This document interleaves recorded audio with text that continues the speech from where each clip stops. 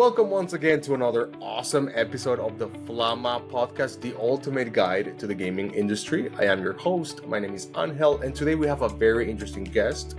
Usually we have game designers, we have game artists, game programmers, someone who's directly involved in the creation of a game.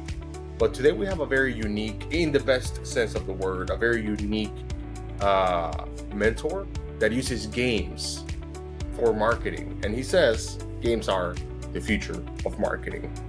Melvin, welcome to the show. Thanks for having me. Really excited for this. All right, Melvin, so you're a very interesting mentor. As I mentioned before, you use games for marketing, for brand awareness. Where did that started?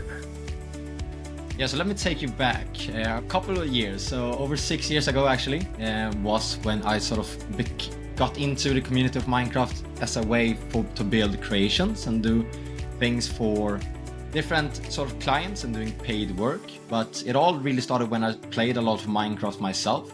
But I then started to do some builds for some of the servers that I was working on with the friends and stuff like that. But then I sort of built a reputation within the Swedish community that I was in, that people wanted to have my builds. They wanted my services to do different spawns and different maps for their servers. But then came one person who asked me to do a build for him, but then he asked, how much would you like to be paid? And I was like, are you going to pay me? Really? So I said, yeah, like $5. Does that sound good? And he was, oh, that's really cheap, but yeah, let's do it. But that was really the start for me when I realized that I can actually make money and get paid for the builds that I created and spent a lot of time on. And that made me realize and do some research on the different communities, with offering my services on different freelancing platforms and creating my profile on different forums and stuff like that. But that quickly also grew into, I essentially reached a cap where I wasn't able to fulfill all of the requests I was getting. I was getting way too many commission requests from different server owners and stuff like that. So I had to bring on other freelancers to fulfill the builds and stuff like that to help me do that. And that became the start of the platform that I created over 6.5 years ago in 2018. And at that time I was just 14, but that was what later became the company that I run today. So that platform essentially connected freelancers and server owners or other types of clients that need their services within Minecraft. And we quickly became, or rather not quickly, but over time, we became the go-to platform for all things related to Minecraft. So we started to offer designs, builds, development, websites for Minecraft servers, anything that you would ever need within Minecraft, we provided and had freelancers. So we grew that platform to over 500 freelancers at the peak. Wow. So we mostly at the start, we worked with a lot of servers, but then in 2019, we also started to work with some YouTubers, and that the reputation within the YouTube community also grew. So we started to work with bigger and bigger clients and have worked with some of the biggest names like Mr. Beast, Sideman, Laserbeam, and the top names within the Minecraft YouTube community. But that platform I actually sold last year to pursue working with brands exclusively, which is what we are doing now. And we help brands build these branded environments within Minecraft as a way to reach the younger generation and communicate to them, because that audience that they want to reach aren't spending time on Instagram anymore, for example. They are spending these times within these games, which is why it's so interesting for the brands to build these experiences and activations, which is what we help them do right now as a way to market to them.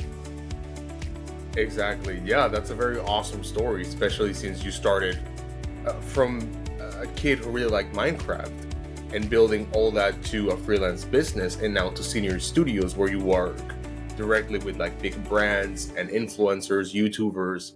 That is very cool. I really like that type of success story. I was going to ask you, so currently you are 21, is that correct? Yeah. Awesome. So you're a Gen Z. Yeah. Perfect. Melvin, I was going to ask you, in terms of marketing, you as a Gen Zer, as a person who grew up playing Minecraft, who creates this like spawns for brands, how differently does Gen Z consume marketing? Like what's the unique selling point? I think the way that we are transitioning away from is that, for example, the rise of ad blockers becoming the norm and stuff like that. People don't want to be distracted. They want to genuinely have experiences and connect with the brand. So good brands that do this well are, for example, Nike. You sort of get a feeling when you see their brand. It's not that you just get, here's Nike, buy our stuff. Right. You build like a genuine connection with the brand.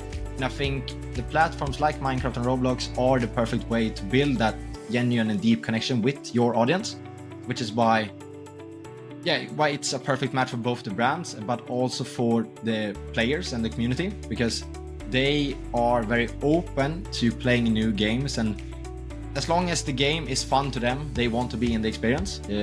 So it doesn't matter whether it is Nike who does the experience, or if it's just a solo developer who creates the Minecraft server.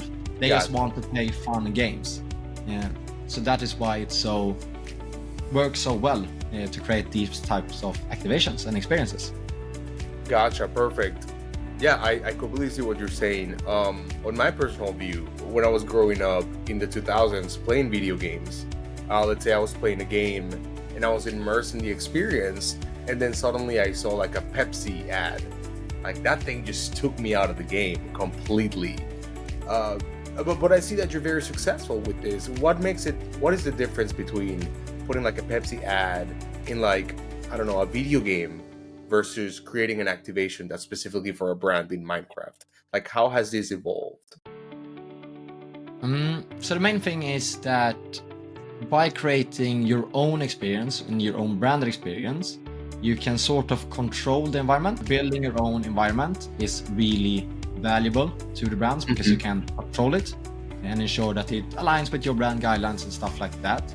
But for the players, it's also much more fun because the brands come from a unique perspective where they have a lot of spending power compared to what normal smaller studios or smaller developers have, which means that they can hire an expert such as our studio and just invest a lot of new features and innovate within the community, which creates these whole new unique experiences and new experiences that otherwise wouldn't be possible because other developers or studios wouldn't have the necessary resources to be able to invest so much in creating this unique experience.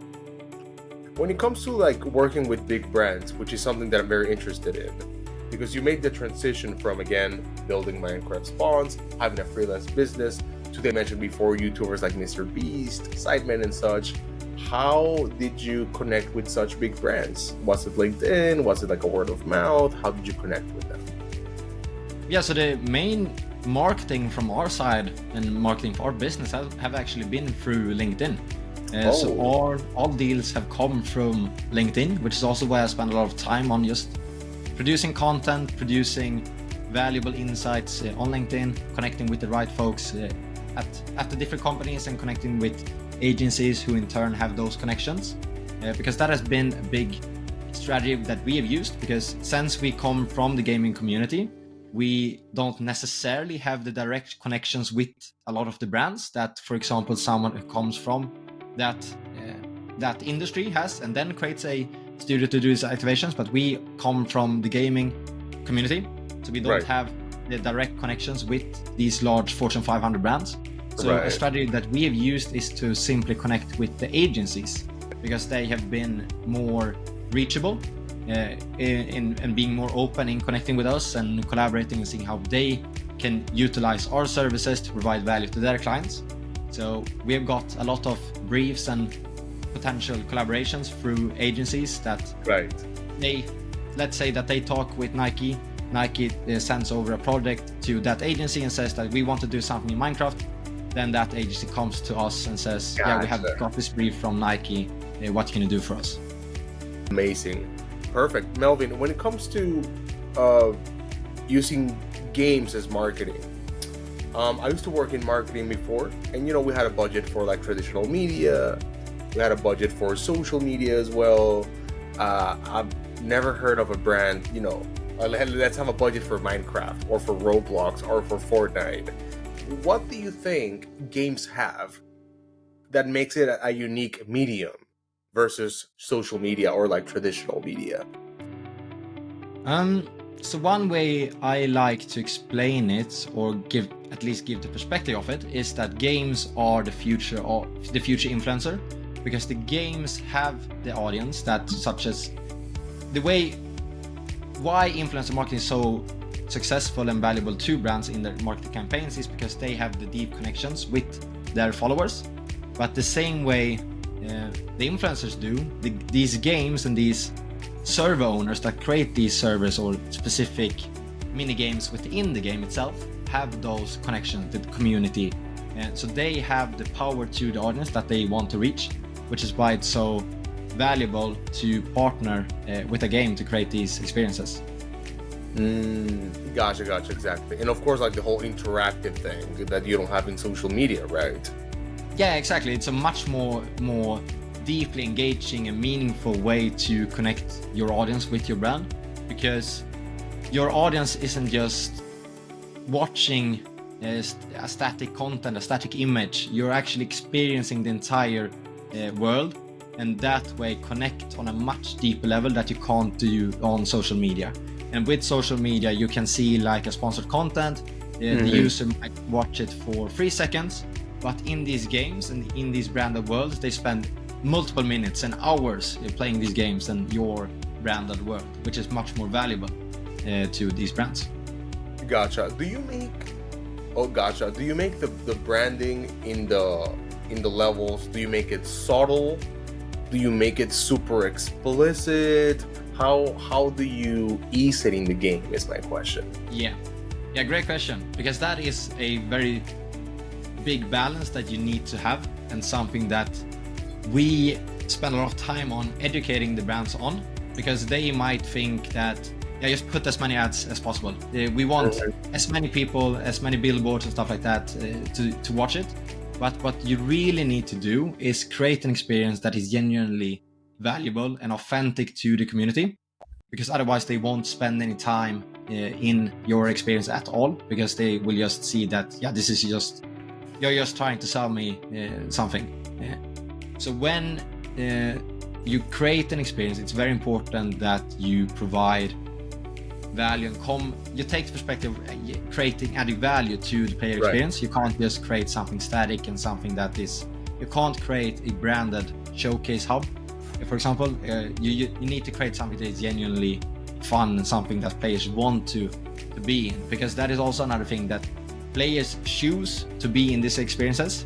So the difference between social media is that you don't choose to watch or see the ad, but in these games, the players choose themselves to join these games and be a part of that whole experience, which is why it's so important to create something that is genuinely loved and enjoyed by these players. Exactly. That's a huge difference